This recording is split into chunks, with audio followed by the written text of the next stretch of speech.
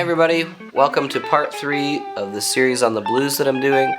So far, if you haven't watched the other videos, go back and watch those first. If you want to know about the theory behind the blues, the form behind the blues, the type of chords that we use behind the blues. So far we've covered open chords, bar chords, and a simple version of what I call the shuffle riff. And just to show you that again, that's this little...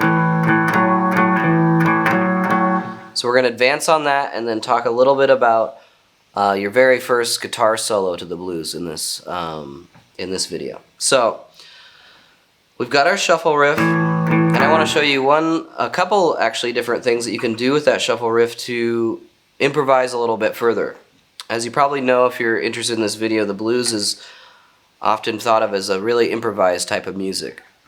Even though the form is the same with all blues songs pretty much, save a few differences, what we play over the top of it is what we want to improvise. So we even want our rhythm parts to sound more improvised. So last time I covered throwing in not just the regular open chords, but the bar chords sometimes, or for dynamic reasons, maybe going to the shuffle riff if you want to, have a subito and get really quiet in a part of a song, or build up and all these different things. You want several different ways to play the blues and riffs to play over it.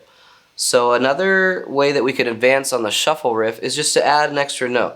So before we learned that the shuffle was the 5th of the chord, which is in this case E, and the 6th of the chord, F sharp. We're kind of playing that off of this little kind of bassy sounding, kind of almost like a walking bass line type of sound.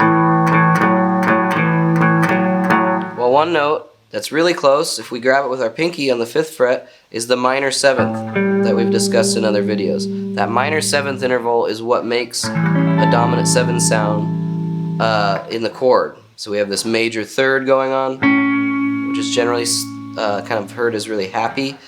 But then we have this minor 7th interval that brings kind of like a bitter sweetness to it, which is kind of what the blues embodies. So as we're doing the shuffle riff, we're going from 5th to 6th, now to minor 7th.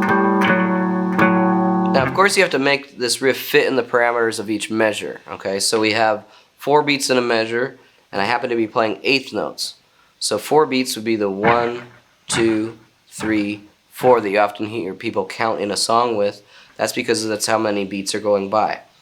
Well, I'm playing twice as many notes because they're called 8th notes.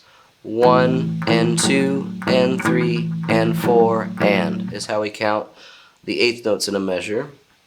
So if I'm going to add in that 3rd variation here, I'd have to go 1 and 2 and 3 and 4 and when I land there, then I'll have to move on to the next measure of music. So you got to be sure that you're playing the right length of notes in a measure for this to work. But as long as you have that concept down and you can hear when the chord should be changing, then you can switch riffs kind of openly. So it might sound like this. 1 and 2 and 3 and 4, switch. 1 and 2 and 3 and 4 and... Now notice on that one I decided not to grab that note. This is what's giving my rhythm part a more improvised feel to it and sound. So let me play the whole 12-bar blues, deciding kind of where I want to put that minor 7th note in, okay? 2, 3, 4.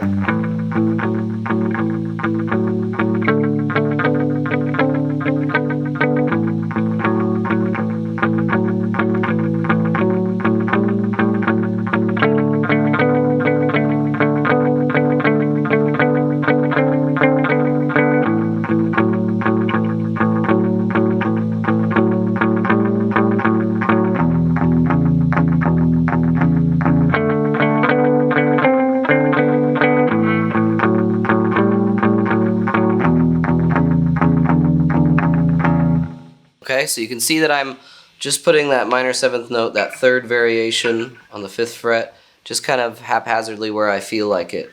It doesn't, if you do it every time, it'll start to kind of get stale. So we're always kind of trying to change up a little bit of what we're playing. So not only is whoever's playing the lead or singing the melody, of course that's not getting old, but we don't want the rhythm part to get old either. Okay, so one more variation on that shuffle riff that I like.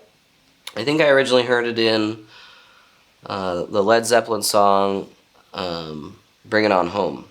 But I think it's obviously they lifted that from very old blues music. But it's a variation on that shuffle riff, and it sounds like this. I'll play it for you first.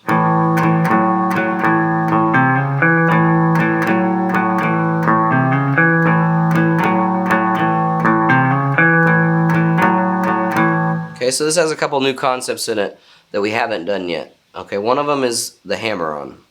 Okay, so if I'm plucking the A string open, meaning not pushing any frets down so far, I have my middle finger and my ring finger hovering above that string, getting ready to, I pluck it once, and then I do what's called hammer-on, meaning I just place that finger there and hammer on again. So notice I haven't plucked. I'm getting 3 notes per one pluck. If that's something that's new to you, you'll need to practice that concept a little bit before you're able to play this, okay? So there's different ways you can practice hammering on. One would just be kind of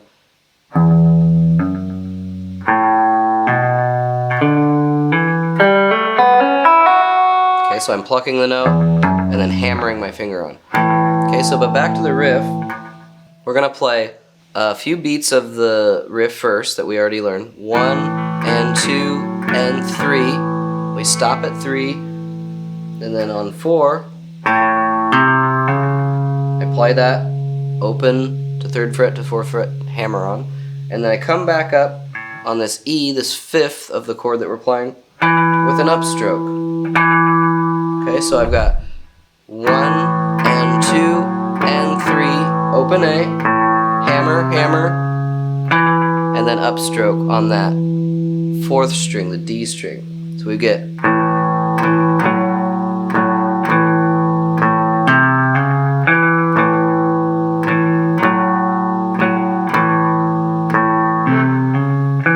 of course that riff applies to all the 1, the 4, and the 5 chord, the A7, the D7, and E7. So if I was to play the whole 12-bar blues with that riff in place, it would sound like this.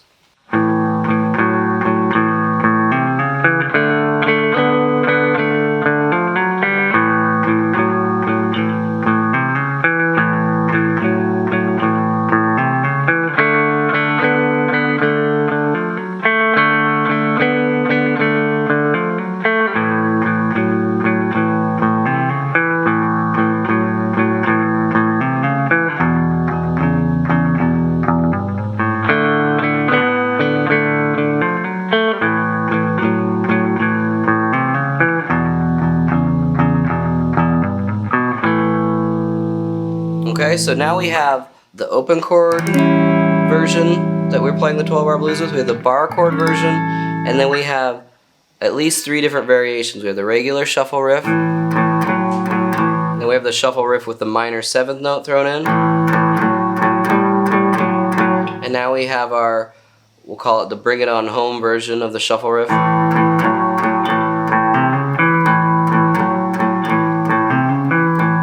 Okay, and we can play all of those and mix them all together in a new way to get a really improvised sound. And so let me play it for you again using not just one of those concepts but all of them at the same time. And how I'm deciding to do that is I'm just kind of on the fly. I practiced all those ways separately for the whole 12-bar blues, and then I started throwing in a different variation here and there. Okay, so let's start out with just the regular and get more complicated as we go. So I'm going to play you the 12-bar blues with all our variations. 2, 3, 4.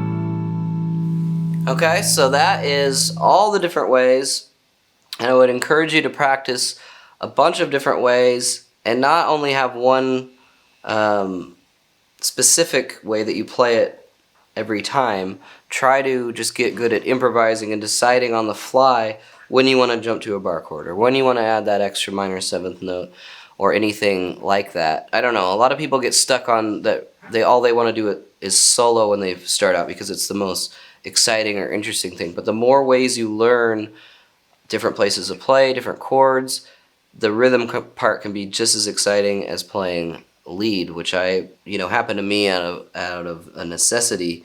Was that I had some friends that just wanted to solo so much, and they always put me on rhythm.